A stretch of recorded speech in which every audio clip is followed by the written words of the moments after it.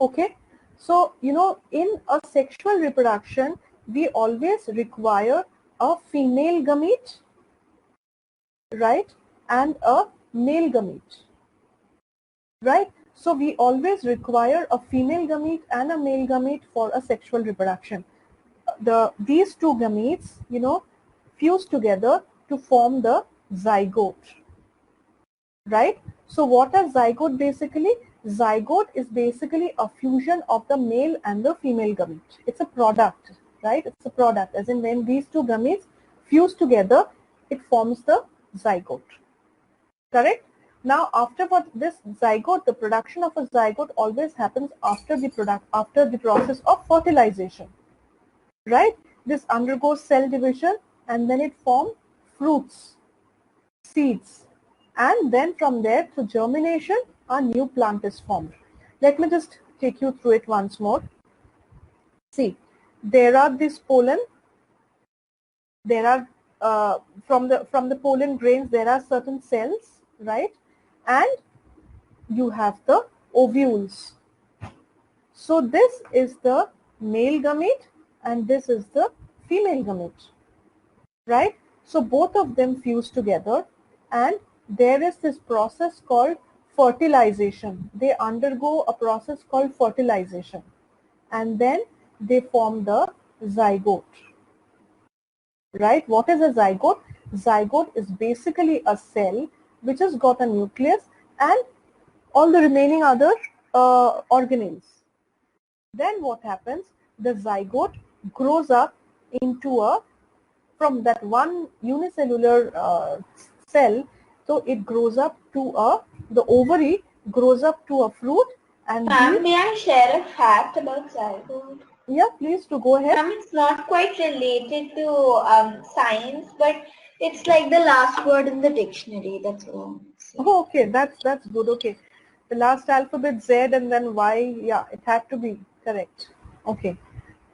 Okay, so after this what happens is that the ovary turns into a fruit and the ovules turned into seeds, right? Now if we take one seed, for example, this is one seed. This, would again go through the process called germination. After the process of germination, this seed will have a small plumule and a radicle. This is the process of germination, right, from where new plants come out. And then this, over time, the seeds will shrink, the cotyledons will shrink, and the plant will, turn up into a seedling and then into a proper matured plant. So this is how the entire sexual reproduction happens in case of plants, right? So is there any doubt in this process? Any question? One more flower in the same plant, right? So could be the pollen grains came from this anther to this stigma. This is also called self-pollination. So it could be the same flower or it could be another flower but from the same plant. So same is the key word here. Same flower, same plant. That is called self-pollination. Okay. Pragya, can you please explain cross-pollination? Ma'am, cross-pollination is when a pollinator comes to a flower and takes the pollen grains from that flower and puts the pollen in the stigma of another flower. Another flower of a different... Of the same species, ma'am. Yes, yeah, but of a different plant of the same species. Right? Here Yes, the catch is that the flower has to be in a different plant. So in cross-pollination you require two different plants, but it has to be of the same species. The species has to be the same. Matlab, it has to be a hibiscus only, and most likely it has to be a red hibiscus only. Ma'am, may I say something? Yes. Okay, Pragya, go ahead reading out the differences between these two kinds of flowers, insect pollinated and wind pollinated flowers. insect pollinated flowers, large and brightly colored. Wind pollinated flowers, small and inconspicuous. Matlab, they are not very prominent. They're very inconspicuous. Many a times they're not even visible. They're not much colorful. They're not very brightly colored. That's why it is inconspicuous. Okay, ma'am. Nectar and scent is produced. No nectar or scent is produced. Pollen grains are sticky.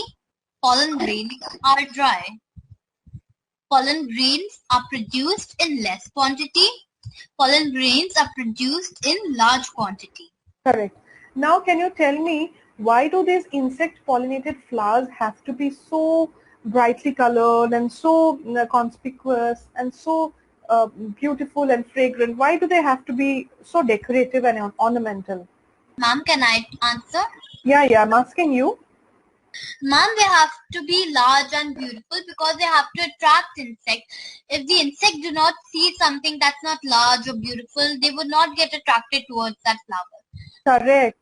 So basically to attract the pollinators, it's like wearing a beautiful dress so that it's visible, so that everybody appreciates that dress. So that dress could be pink in color, that could have a lot of embroidery in it, it could have pearls in it, it could have diamond studs in it. The more the ornaments, it will be even more visible. It would be even more admired. That's the reason why the insect pollinated flowers are very, very colorful. But wind pollinated flowers don't need to be colorful because anyways it's being transferred by wind. How does it matter if it is colorful, not colorful, fragrant, not fragrant? It will anyways happen via wind. Understood? Okay. Now, Vamika, Yashika, if you can unmute, then answer, or else Vamika, try and answer the last point. Why are pollen grains produced in less quantity in insect pollinated flowers? Ma'am, insect pollinated flowers are entomophilous flowers, right? Sorry, insect pollinated flowers are? Entomophilous flowers, right? Yes, correct. Yes, But then again, why do they need to have pollen grains of less quantity? Ma'am, I don't know. Ma'am, insect pollinated flowers need less pollen grains because insects will come and pollen will stick to their feet automatically. Correct. But in the wind pollinated flowers, they have to be large in number as the wind could be strong or less, so they have to get carried. And that is why they have to be more in number. Correct. So basically what happens is that in a wind pollinated flowers, lot of pollens are wasted. There's a lot of wastage because when the wind is blowing or the breeze is blowing, for example, I'm just giving you an example that it has picked up 50 pollen grains. And depending on the wind, 10 fell down here, 5 fell down here. So by the time it reached the stigma of the flower, maybe just 20 only reached. A few flew to some other direction. So there is a lot of pollen wastage that happens. Directly, maybe just 20 pollen got stuck to the stigma of another flower. That's the reason why the number of pollens produced in wind pollinated flower has to be high. Is this clear? Basically what I meant is the insect pollinated flowers can be happy with less pollen grains because it is up to the insects to pollinate. So, all the pollen grains will stick to their legs and their wings, etc. So, there's minimum wastage. But through wind pollinated flowers, what happens is that through the air or through the wind, there are many pollen grains which go wasted. They may fall here and there in the soil, they may just get wasted. So very little pollen grain would actually get transferred to the destined flower. That's the reason why wind pollinated flowers need to have higher number of pollen grains. That is what I was discussing. Correct? Now coming to one of the most important part after pollination comes fertilization. Right? So what is fertilization? It is the step between pollination and seed formation. This is the step, right? Where, as I said, the fusion of the male gamete and the female gamete happens and a zygote is formed. So what actually happens here? Anjali, can you unmute yourself? Yes, ma'am. Yeah, Anjali, can you please read out the few points given here? Point number 1. The pollen grains Germinate. germinate on stigma and pollen tubes develop. Correct. Please hold on there. See, we all know that this pollen grain was shifted by pollination on the stigma. Just observe this one tiny little pollen grain. Can you see there is a tail-like structure which has grown? So within a few minutes of staying in the stigma, it germinates. The pollen grain germinates and it develops long tube-like structure or a tail-like structure which enters into the ovule. Right? Second point, Anjali? The pollen tubes move downwards into the style figure. Correct. So this, we know that this portion is called the style. So it goes inside the style and from there it enters the ovule. So there is this, small pore here, which is known as the micropyle. So it invades the micropyle and it enters the ovule. Third point, Anjali? Ma'am, may I try? Pollen Yes, tubes the next are, 2 points, Yashika. Anjali, go pollen ahead. tubes are the carriers of male gametes Gametes. up to female gametes. Correct. So basically what happens is that this is a microscopic structure. There are these 2 gametes. These are the pollen cells, right? Which are actually there inside the pollen grain. So basically these 2 cells, travel from all the way up and then they travel into the female gametes. So these male gametes are traveling into the female gametes. Okay. Thank you, Anjali. Yashika, continue. Fourth point. Ma'am, after this, can I present? Yes, you can. You're just one One left with one more pollen point. tube. Ma'am, can I?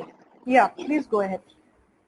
One pollen tube finally enters the ovule when female gamete, which is also egg, is located. Right. So the female gamete or the egg cell is present inside the ovule. Right? So which is the 5th point, Yashika? Finally, the male gamete fuses with the female gamete to produce zygote. This completes the process of fertilization. Correct. So this is the entire process of fertilization. The kind of formula that I wrote where the 2 gametes fuse together to form the zygote. So this is how the zygote is formed. Yes? I couldn't hear you when you were saying what a zygote is. Can you please tell me again? Yeah, zygote is basically a fusion, it is a fusion of the male and the female gamete. The male gamete and the female gamete, right? They fuse together. The process of fertilization happens there and it forms a zygote. Yeah. So basically how the zygote looks is that the zygote is also, you really can't see it with naked eyes. You really need a microscope for that. It is a unicellular thing, right? Which has got one nucleus, right? And it has got other organelles and slowly and steadily it grows into size. And as it grows into size, right, it develops into seeds, right? So this is how the zygote develops into a seed, and this seed on germination grows into a plant. This is the process of germination. Yeah, clear? Okay. Both the male and female gametes mix up and then comes zygote. Correct. Right. And it slowly turns the seed, and then there grows a new plant out of it. Correct. Exactly.